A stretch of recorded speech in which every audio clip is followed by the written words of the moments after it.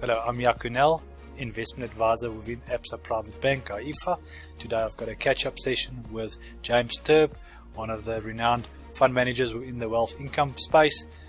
He's got quite a big chunk of our allocation within the wealth income portfolio, and today we're going to just have a conversation of how he sees the markets and their views and allocations within the next few months. By starting off, I'm going to ask James to quickly just give you guys a quick introduction of a little bit more of himself. Awesome. Thank you, Jaco. Thanks for having me. It's a great opportunity, as always, to catch up regularly with yourself and to give your investors an opportunity to hear just what we've been up to. I've been managing portfolios and trading fixed income products for around 31 years, the last 10 of which primarily have been with Absa Asset Management, running the products that we look after for yourself and other clients. We've had a lot of success, won 7 Raging Bulls Morningstar Awards on those portfolios, the biggest of which the Absa Core Income Fund that we look after, and that is our low risk, high yield offering called the Core Income Fund, and a lot of what we do is focused around that. And yeah, it's been a very interesting year so far. I look forward to discussing it. Thanks, James. Then a question I've got for you today is to say, why would one invest into an income fund instead of a normal retail bank product? Great question. So Jaco, the reason we use income funds as investors is it manages to get a higher yield. That's what investors want, but it keeps the risk low. We have a strategy that takes a number of different types of assets and puts them into the fund, keeping liquidity for the investor. So they've got overnight liquidity, but they're getting the benefit of a term deposit, which is great for our investors. James, regarding the type of client that will invest into an income fund, what type of profile would you think will suit an income fund perfectly? The best type of investor it ranges from your retail right the way through to institutional, because this product is low risk but getting the best yield possible. It suits the smallest person right the way through, so it's a product for every investor. James, when it comes to risk, I think risk is always a big question. To say, listen, my rates is up, or you want to give me a higher rate of return when it comes to an income fund. Can you maybe just give us a little bit of information on the risk involved in an income fund, and specifically the core income? It's a great question. There's several types of risk. I'm going to keep it brief for the benefit of the investors. We get interest rate risk, which is how long am I exposed to interest rates, because if they go up, I'm not going to get those higher rates. So you want short interest rate risk for rising rates and long for lower rates. That's one type of risk. The other type of risk is where is the money being invested in what products. So what we managed to do in these portfolios is have the flexibility of of short to medium deposit lengths that we can adjust actively, and also we can buy a myriad of different products to give your investors a diverse exposure to a number of different strategies. James, we've touched base quickly on the risk involved, etc., and the allocation in the portfolio. Can you, in short, just maybe give a summary of what exactly is a bond? So that's a good question, Jaco. A bond describes the agreement between a lender and a borrower. It's the bond. One agrees to lend money to the other for either a fixed cost or a fixed interest rate or a floating interest rate, and it's determined by the length of that agreement. It can be long or it can be short, but it's simply one person lending money to another person, and you can buy those and you can earn either a fixed return or a floating rate return.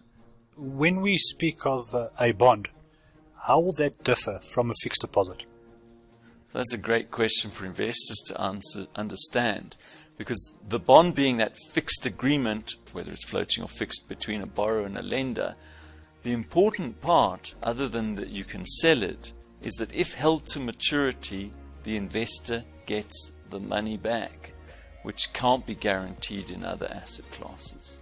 James, would you say a bond is safe?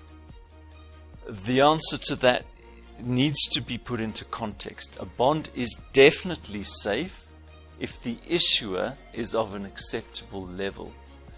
And in this fund we have the highest grade of bonds that you can find in South Africa. The best bond you can buy is a government bond in South Africa. We've got a few of those, and we've got other bank type bonds in the portfolio as well. All top quality, low risk. The current market is very volatile, interesting, and it's been like that almost for the last 4 years or so.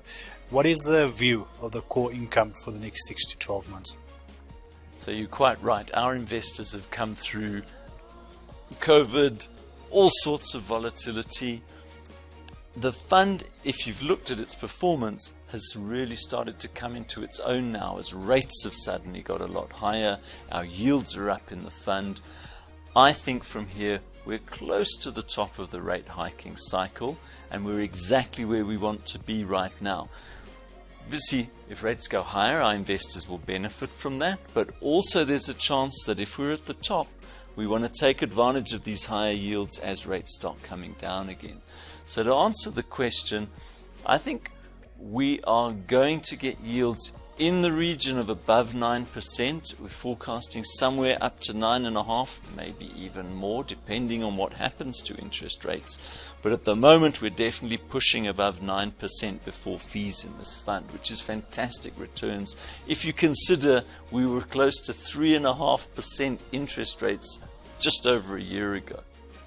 James, in one of the questions comes up quite a lot. There's a lot of advisors, fund managers, investment specialists that's got the view to say there's no space for income funds when you have a look at what the longer term of equity funds are performing at. And if you have a look at what equities has done compared to income funds for almost the last 7 years, what is your view on that remark? So the textbook tells us that equities are designed to grow in line with companies. So if you start a company, that company is designed to grow. Not all companies survive, but the investment imperative of starting a business is to grow. An income fund, on the other hand, is there to grow at the rate of its interest returns and keep your capital stable. When we're trying to make a call between interest rates or equity, we've got to look at the investment environment.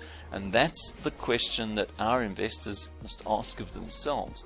Are you comfortable at the moment that this is a great environment for investing in economic activity?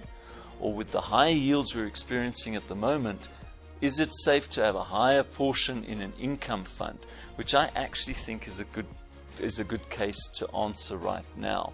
We've got economic challenges. We know we're in a low growth environment, but we're in a higher interest rate environment at the moment. So a low risk income fund, I would argue, is the perfect place for investors to be. James, thanks. Based on this, I think you've answered a lot of questions today, and it will definitely benefit our clients watching this video, and we'll keep on communicating these types of information across to them, and I hope to see you soon again with something similar to this.